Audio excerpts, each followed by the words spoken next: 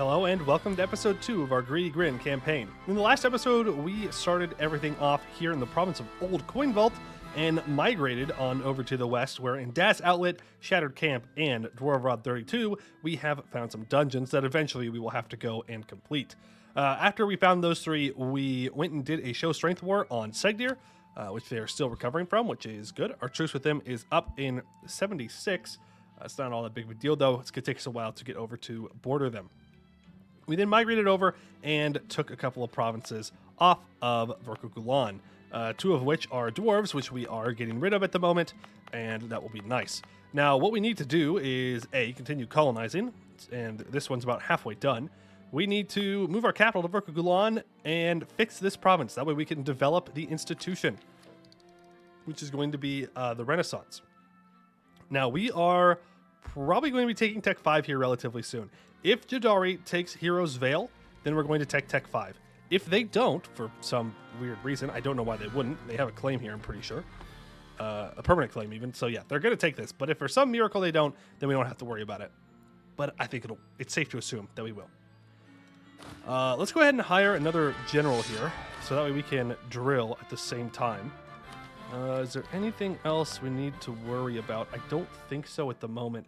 I'm kind of hoping that Shadow Dreamer migrates back and then we go kill him. I suppose we can move our troops over here in preparation for that.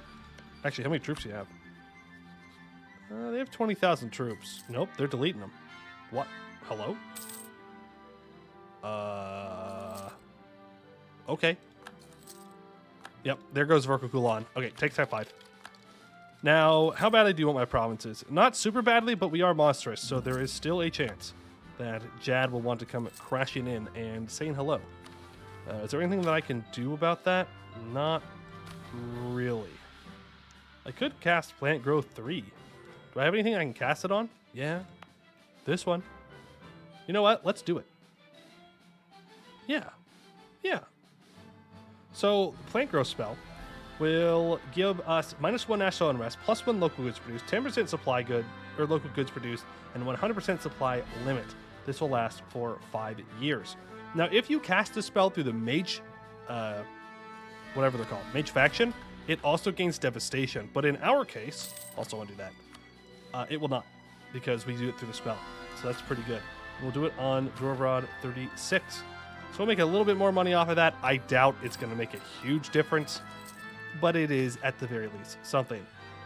Heroes are attacking our clan boss. Okay, so this is an event that can pop up when you are a monstrous nation. Adventurers, long have they been the bane of many a monstrous nation, slipping behind our borders to strike at whatever target they deem prestigious enough. Now they've committed an even more heinous offense against our people, attacking the very heart of our country, our clan boss. While we rested, a group of these fortune-seeking vagrants launched an assault against clan boss Frailtooth, catching us unaware. Though we quickly rose at the sound of the alarm, they had already engaged him in battle. Even now, as we hasten to his side, we can hear the raging sounds of combat in the distance. So, there is a 45% chance that we live and a 55% chance that we will die here, killed by adventurers. And we lived. The same cannot be said for those adventurers, most likely, but they kind of had it coming.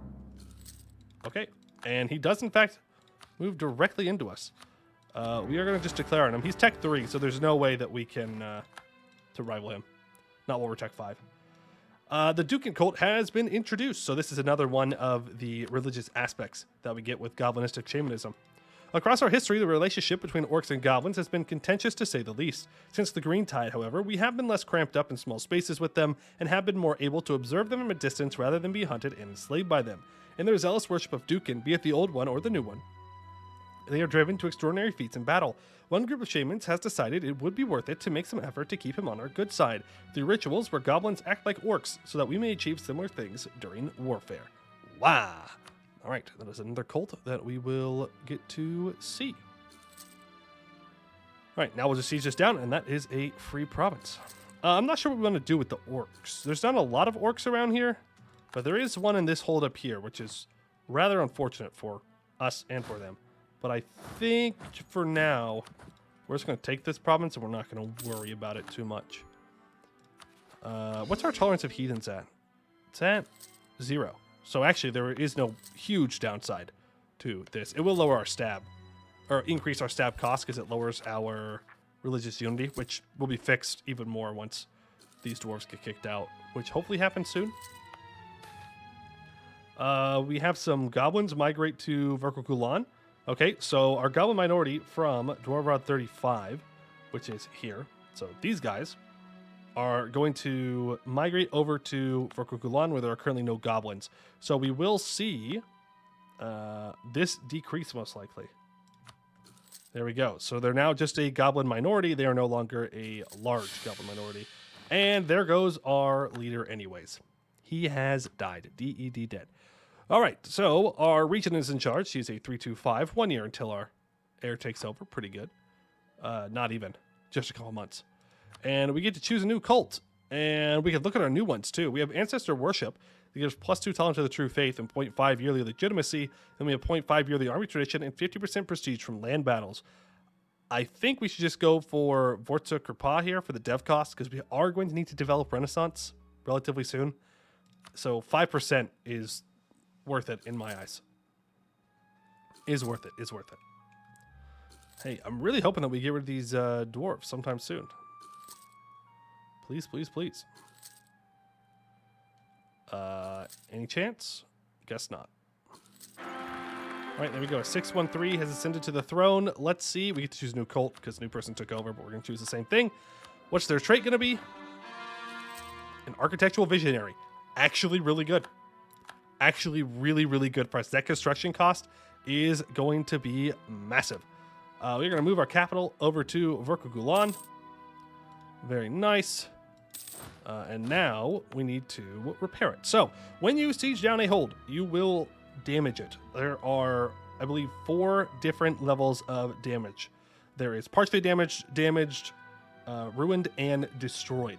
So right now we are on damage, which will increase dev cost by 45%. We lose 1.5 goods produced, minus 25% local tax modifier, 75% state maintenance increase, and minus 15% local defensiveness. This is why you need to repair your holds if you take them. And if you don't plan on repairing holds, it might not be worth it to take them. Because yes, they will have high development, but if you don't repair them, they will be essentially useless. They will hurt you a lot. Now, the more damaged it is, the higher the cost will be to fix it. So if we look at the hold restoration option here, you will see it will take 305 crowns and 7.2 years to do this. And what I should have showed you beforehand is it would have been longer before we moved our capital, because it is changed by autonomy. So the higher the autonomy, the longer it will take and the more it will cost. And it is very, very significant. I don't know. If I had to guess before we had switched over, it probably would have costed, what's it cost right now? 305, maybe 1,100, 1,200 ducats to fix, and probably around 15 years, if I had to guess. Maybe a little bit less, maybe like 13, 14, but it would have taken a long time. So it is very good to have your capital be on a hold if you're going to fix it. Fun fact for you, or I guess a little tip that you can take advantage of. If you have a hold as your capital, and let's say you get this hold up to level 5, right? Dig level 5. We can go over dig levels in a later point when we're actually digging. And you want to, say, dig another fort, you can only manually dig in the beginning of the game on your capital. It takes I think it's Tech 12 and then like 12,500 ducats to dig anywhere. You could just move your capital to a different hold and then dig that hold, and then move your capital to a different hold and dig that hold. And that is a rather good use of your admin points if you're playing a very tall Serpent Spine game. Just something to think about. All right. We're still waiting for these dwarves to get kicked out. I did click that button, right? I'm not crazy. I did. Yeah. Nope. Dwarves are being kicked out. They just don't want to leave. We don't have to worry about that. Don't have to worry about that. Okay. Cultural unrest. Dwarf Route 37. Would rather not give them autonomy. Also, and that, I should say, is the reason why Architectural Visionary is good, because it reduced the cost of this significantly. Trade efficiency, national tax. No, thank you. Rather not lose that. We are going to have some rebels here, Verkogulani separatists. I would rather the dwarves just get kicked out, I'm not going to lie. These are pretty bad generals for the early game. Later on, the fire tips would be nice. Oh, there goes the dwarves from Verkugulan. So when you get rid of the peoples in a province, there are downsides to it. You will lose, well, there's a 33% chance that you will lose one of each development type, which is a 33% chance for each one. So, you could lose one tax and one manpower, or all of them, or none of them, or it's completely random. You will gain devastation. In this case, it's 30 dev, and you will also get a moderate tolerance decrease of the race that is being expelled. Turns out, doing bad things is bad. But in exchange, it will become your culture and your religion, which in our case is very, very good. Very, very good for us. As it will make this province much more useful. This devastation will be dropping down because of the fort that is on here, which is nice. How much money are we making now? Now we're barely... Actually, we are making money if we aren't losing money from our reinforcements. Let's go ahead and hire a level 1 advisor everywhere. Inflation guy is nice. Get that moving down. We might want to buy it down at some point. Not right now, though. Not right now. We need to save up our monarch points so that way we can develop institution here when that hold is repaired. Now, who are you at war with? You're with Ayar, Hashar, and Pruakin. Okay. Jadaran Conquest of Rashaidu. That's pretty far down there. I'm surprised they're going for it. Comet sighted. That's sad. And we're going to go up to stab once so we can build prosperity once the devastation's gone. Prosperity is obviously very important all the time, but it's super important in the Serpent Spine. Very, very, very good. Also, one benefit to playing as goblins instead of, say, dwarves. We do not have the Horde Curse. So, we can actually effectively scale our economy. Now, we can still get affected by other disasters. Obsidian Legion, Serpent's Rot. We can even be affected by the Goblin Tide. So, all of those could happen, but we will not get the Horde Curse, which is very nice. Which means we can go up and through income of 150, which is very far away from where we're at right now, but hypothetically speaking. And then we'll be in a good spot. Now, our colony has just finished. Let's go ahead and state that up. And I think we're going to move over towards Segdir. I would like to take out Segdir as soon as possible, get this hold under our control, get it fixed, and get it being useful. Same thing with moving over into Hodovar. This is being colonized, though. We might be able to snag that colony. Maybe. Nah, probably not, actually. I'm probably hoping a little bit too much. All right, I do want to have less troops that are actually on the colony. I want to start drilling some more guys, just because I feel like it would be a good thing to do. Wow, they rose up instantly. They did not even wait for me to get there. Kind of rude. Kind of rude. Okay, we could take Miltech here. We will take Miltech 6 if Jadari takes Miltech 6. In fact, I should definitely have you set to interest. Too many military leaders? Okay, fire you. All right, you're at 80% right now. Okay, we're going to deal with that, then we'll drill. Then we'll drill. We still have one province that's Dwarven. First noble wife of the people. So we could get -2 national unrest until the end, or until the death of Guk the First, Greedy Grin. I mean, we're 19, so yes. Usually I pass up on this, but we are definitely young enough to take advantage of that. Cool. Cool, cool, cool. No one we can do... Actually, can I see where I can put that merchant yet? No. I have to discover some more stuff out here to do that. All right, let's get you drilling in this province that we were close to anywhere we may need to go for any reason whatsoever. And we need to just chill a little bit here. Now, I am on the lookout. There go more dwarves. I am on the lookout for more expeditions, because we still want to do those. Great source of income, great source of monarch points. But I'm not seeing any right along the road here. Colonial expansion. With lands on our frontier, yet still unclaimed, a large group of colonists have arrived at court requesting permission to set up their own colony, independent of our existing colonial efforts. They wish to claim Dwarvrod 33 in the name of the clan boss and begin establishing Greedy Grin control over the area, asking only for negligible financial support to do so. I would love to. Don't get me wrong, we cannot afford that though. Direct into an existing colony, get some population here, and more settler increase. If we were almost done with this, absolutely 100%. I would take that, but we just don't have the income. I would rather spend the money on advisors in this case.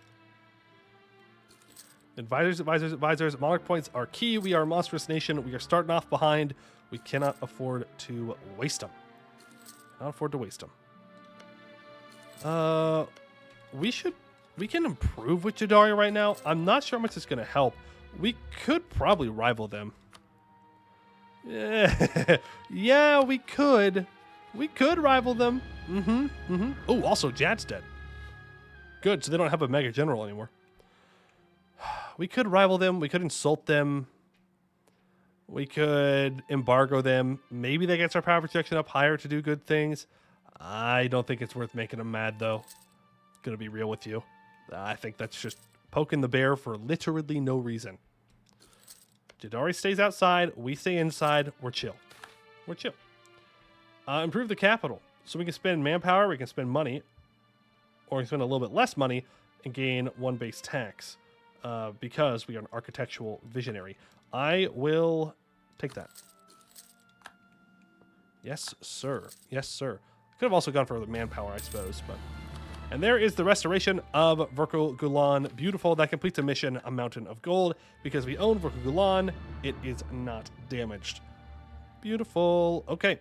So the rumor was true. Well, the entire hold is not made of gold, but between the amount of gold found in the vaults and the amount yet to be mined is enough to build an unimaginably huge mountain of gold.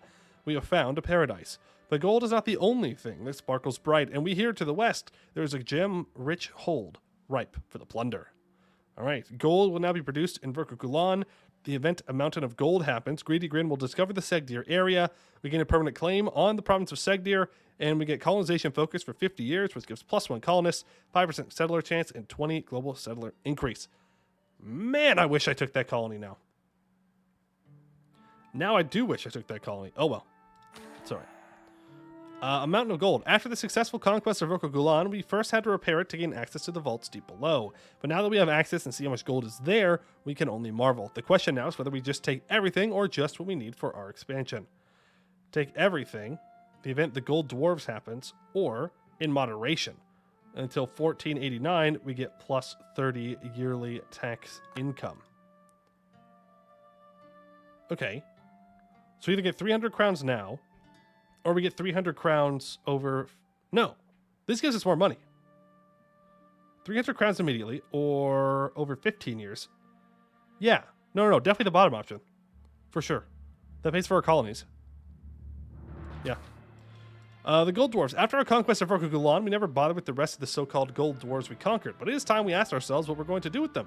Some advocate for killing all who oppose us, which would lead to their near extinction, or enslaving them and using them and their knowledge to mine more gold in the years to come. Apparently, we've gone with the enslavement option, unfortunately. Well, I guess the other option wasn't good either. It's a lose-lose situation. For 10 years, we get 20% local goods produced on Vorkul Gulan, and we gain 50 Diplo power. Not sure how we gain Diplo power from that, but I'm a little too scared to contest them, so be it. We are going to start colonizing down into here, because I know that we need to do that for a mission tree. We need to own all of this. And turn that into our little breadbasket, I believe. Right, and now we need to do a couple of things. So we now have a hold. It is repaired, and it is dig level 2. Now, in order to get to each level of digging, you need to go an additional 10 development up. The starting level to go from 1 to 2 is 40. So to get to level 3, we need to have this at 50 development. There are a couple of ways to make this cheaper. Number 1, we can expand infrastructure. This will give us minus 25% local dev cost. We are still in version 1.34, so it's still minus 25%. So we will expand infrastructure as many times as we can. It's just best to do that in your holds. Number 2, we will improve this trade, center of trade. That will also make it a little bit cheaper. If we had merchants, we could make them happy. We do not have merchants, so we cannot make them happy, but that's okay. We can also throw on the edict to encourage development. If we had prosperity, that would also help quite a bit. But I think this is, well, we could also build a mage tower if we wanted to wait for that to be built, but I don't. I do not want to wait for that to be built. So keep in mind, gold hold. we have a minus 100% local gold depletion chance modifier. So no matter how much we develop this with production, it will not deplete, I think. I don't know if that 100% is like, it cuts it in half or if it eliminates it. I'm pretty sure it eliminates it. I hope it eliminates it. And in exchange for that, we just get less goods produced here. So we get less gold, but we get no gold loss, hopefully. So we're going to develop up to 45, where we can expand infrastructure again. You keep an eye on the Renaissance here. Put 1 point of mill dev in, and there we go. We have the Renaissance in Vorkul, and we can go ahead and embrace that for a very cheap 33 ducats, which gives more construction cost reductions and dev cost reductions, which means we can take admin tech and we can take mill tech. Both of those very good. We are now mill tech 6, Jadari is tech 5. They should hopefully leave us alone. We can also upgrade our cavalry. All right, beautiful. So we can choose an idea group. There are many good idea groups that we can go for. We are absolutely going to want to go for economic at some point. I don't think that's what we go for first, though. As weird as that may sound. We need to use our admin points to catch up on admin tech to unlock more idea groups. So I think we go for a mill here. I think we open with a mill idea group, even though it's technically not as good for us. And we are going to go for... I mean, the meme is picking quantity, right? You just double down on what goblins are good at. You get more land force limit. You do more value. Do keep in mind that we still have an inflated force limit from the fact that we have reclaiming the Dwarvar Claimer. So it does increase our force limit by a solid 10. Just a base of 10, which is really, really good. So our actual force limit is around 26. Which is not great. 26 against Jadari means we lose, most likely. Now, odds are we're going to go down a technocracy path with this gameplay, or for the words are hard. Did you know that? Words are hard. For this nation, we're going to go technocracy. So going early inno is good, but going quality also pretty good. Going offensive for that special unit force limit and land force limit also really good. But we can't take advantage of that right now. It's completely useless to us right now. So what we're going to do is something that I do not often do. We are going to take expansion ideas. Now, normally I wouldn't recommend that you take expansion ideas in the Serpent Spine. It's not really worth it to fill it out all the way, and we will not fill it out all the way. We will only be taking this first colonist, maybe pushing up for this global settler increase. That's a very strong maybe. But we don't really have the luxury of sitting around, right? We're not a dwarf. We're starting off behind on tech. We've caught up on mill tech. We're still behind on everything else. We need to get territory, and we need to get territory fast. We need to get over here. We need to kill Abdo Kanzed. We need to get over here, kill Segdir, get over here, kill the Grudge Bearers, get over here, and kill the Orcs.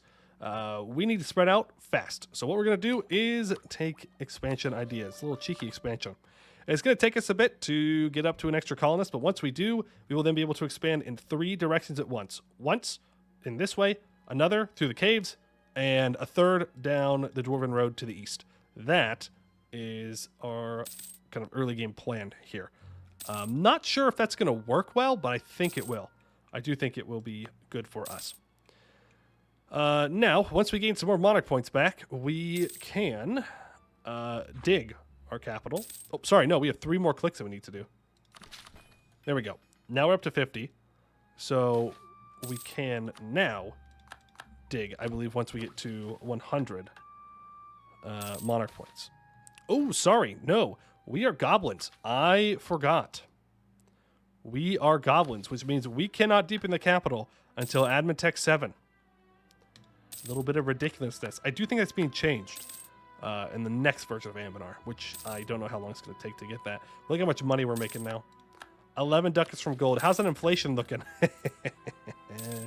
Going up by 0.14 a year with a yearly inflation reduction advisor and having minus 0.1 inflation from our national ideas. Rather not great. Comet sighted. That's sad. I'm not going to stab up. Well, I should stab up. I should. I kind of want to get that inflation guy back. Disagreeing advisor? That's fine. Kind of want to get the inflation guy back if we can pull that off. There we go. Well, if we can't dig, then we might as well build. Build a marketplace here. Colonial expansion. You want to... Oh, yeah. For 30 crowns, give me 200 population and more global settlers? Sure. Sure. All right, let's get a border with Segdir. Now, Segdir is Tech 6. So is Askasur, and they have a lot of troops, but not necessarily more than I do. We may be losing this colony, though, if we go attack them. But it is 100,000,000% worth it. So let's run over here and deal with them. Again, we have more troops. We have the same tech level. They still will have quality on us, without a doubt. I will grab this Morale of Armies guy, because we can afford it. In fact, we should be running level 2 advisors across the board here with our income. And we will declare for Segdir. We will not co-militarize you because I don't know how that will work out for losing our buffs for being inside the surface spine. All right, let's move on forward here. If I can catch their troops out before their allies show up, that'd be great. Speaking of their allies, they just have 3,000 troops sitting out here. That's all the troops they have. Okay. Works for me. Go ahead and send 10,000 troops out to deal with them. You can leave a couple troops behind for this siege. You two can handle the rest. Awesome. And that also introduces the Sun Cult. The elves and humans of Bulwar have several different religions, but all those religions are kind of the same religion. They all worship light and the sun, whether they call it Surakel or Suriel. Then again, the sun is undeniably very powerful. She is one of our own gods as well, after all. The humans and elves don't understand us when we talk about Tawanka, Sunka. However, so some of our shamans have taken it upon themselves to set up a separate, more outward-facing cult for Aunt Sun. To properly integrate these humans and elves and whoever into her worship, they have incorporated many of the themes and ideas from the existing Bulwari religions. For Surakel or Suriel or whatever you call them. Yes. Works for me. Can I walk out here now? Yes. Do you have any troops? You do not. Okay, I'm going to walk out and get the rest of Askasur's land occupied, hopefully allowing us to piece them out without sieging down their capital. I'm going to be looking for max money from them and war reps. Maybe transfer trade. I mean, do we have a reason to not... Yeah, I mean, we do have a reason to not stay in the war. I need to get back and protect my colonies, right? That is absolutely a good reason. But at the moment, these guys could just slip on back and deal with them. We don't need this many troops out here. Let's leave 5. The rest of you can move inside. We can grab 2,000 troops out of there and put you with them. All right, let's see what Askasur will give us here. So Askasur, give me your money. Give me your war reps. Give me your alliance, I guess. Give up your claims. I would like for you to give up your claims and your trade power. Yeah, sure. Sure, we'll do that. How far along is this? Ooh, we may snag that. We may snag that. Successful company. Wow. 4 point... Oh, I lost 0.01 ducats. Runs over. 1444. Restart. Can't be taking those losses. It's too much. Too much. Can I take this yet? Yes, I can. I will grab that colonist, and we will put it to use. Do not worry. All right, there's the Siege of Segdir done. That means that we can go back to protecting our colonies. Awesome. You do not need these 8,000 on there. We can send you off to do a little bit of looting while we wait. Mission fulfilled. Plunder Segdir. We control it. Okay. We have successfully reached Segdir. It is time to attack the dwarves and take control of the hold to rob it of its wealth and gems. We have Segdir under our control. It's time to decide if we just want to take what we can, which would preserve it better if we want to make it part of greedy Grin, or really sack it, which would give us more loot now, but destroy large parts of it. Wow. Yeah. No, we don't want that. We do not want to sack it. We just want to take what we can. As tempting as that may be, we want to convert this into a goblin city as fast as possible. So we're just going to take what we can. No reason to go overboard. We may be called greedy Grin, but that doesn't mean we're dumb. All right? We are greedy because we simply want more stuff. Yep, that's what it is. We simply want more stuff. Oh, you've allied Bersardenchess? That's not good. That's not good. That's going to be a painful war that we will eventually have to fight. We have found an ancient war golem. I can get a bunch of money and monarch points or prestige and inno. I'm going to go for... I think we start building up some inno. Nah. Admin points is good. We need to catch up on admin tech. All right, there we go. There's the siege of Askasur complete. So now Askasur will give us whatever we want. Thank you very much. And Segdir has fully given up. Jadari goes to war with Nolikaz. Okay. We're going to go ahead and seize this colony because I can. And we're going to full annex Segdir. No more Segdir allowed. Thank you. There we go. Now I can send a colonist here. And we can switch this over to Cave Goblin. And that will be done relatively soon. Nice. All right. Let's switch off of Mill Focus. Go into Diplo Focus to even out our Monarch point spread a little bit. We are going to rival Jad now. We are going to throw down an embargo on them, and we're going to poke the bear. We're going to poke him. We're going to poke him. Boom. Enjoy that. That will give us over 50 power projection, which means we should be gaining an extra 1 Monarch point a month. Now, the nice thing about this almost being done is we can pretty much immediately go to war with Company of the Grudge Bearers, which do have 18,000 troops. That is not an insignificant amount, and we are at our time here. I think we can pull this off, though. Now, they have moved their capital over to there. That's unfortunate. But that fort's mothballed right now. Fort is mothballed. All right. Yeah, please start coring everything up, and let's declare this war. Do a monstrous conquest, and we're going to move in. Move in when they least expect it. Well, oh boy. They didn't have full morale. Good. Good. All right, get onto the siege, please. This only has 1,400 defenders. Not bad. Split them in half. Get them out of there. Cave Goblin raids on our colonies. That is unfortunately too far along for me to abandon it. So we're going to have to pay the money and deal with the consequences. Okay, I know that I have a general that has a siege pip, but I don't think it's on that siege. So let's get him there. And I can't afford to take my troops back, I don't think. We only have 13,000. I don't really trust them against the dwarves, though. I really, really don't. Because we're greedy. Wait, we're greedy? That's hilarious. We can get money. Cool. That's funny. Greedy Grin is greedy. Who would have known? Who would have figured?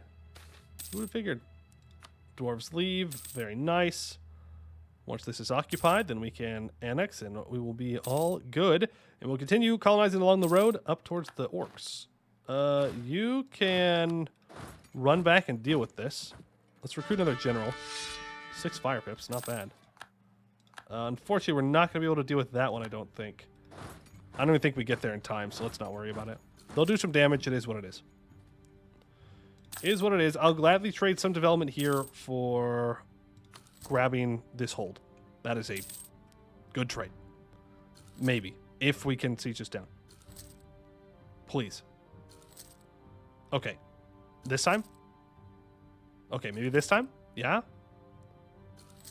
Okay. Well, maybe this time? That's bad. I should have been ready for that. They will just... Rebels will destroy holds more if they siege them down, and those ones, unfortunately, are going to. Oh, that hurts. That hurts. I should have been ready for that. That is my mistake. Okay, grab everything. Grab money. Peace out. Cool. How far along is this colony? It's halfway done. We've already got 3 colonies going. I think we're just going to have to abandon this one. I didn't want to leave them alive. Right, unfortunate that that ended up the way it did. I would have figured that they had a fort here, but apparently they did not, and I didn't notice. So we're going to have to deal with that long term. It's going to cost more to repair now. Not the end of the world, just annoying. All right, you're going to be here to deal with any of the natives that rise up. We're going to go there, and then we'll go onto this cavern and deal with them. We are at a point where we have enough people to probably not encounter too many issues if we split these stacks up. I'm still going to keep them on one stack for now, but we probably could get away with that. Okay, but I think with that, we're going to have to end this this episode here. Good episode, though. Got a lot done. We have Conquer Segdir and Hehodamar, so that's 2 more holds that are in our control, and we are getting very close to being able to go after a 3rd one. We're moving down into these caverns, which we need for a mission, and eventually we'll move out along the east road. We just have to keep a good eye on the old elves here and make sure they don't ruin our fun. But that is going to do it for today. I'd like to thank you all for watching, and I hope to see you in the next one.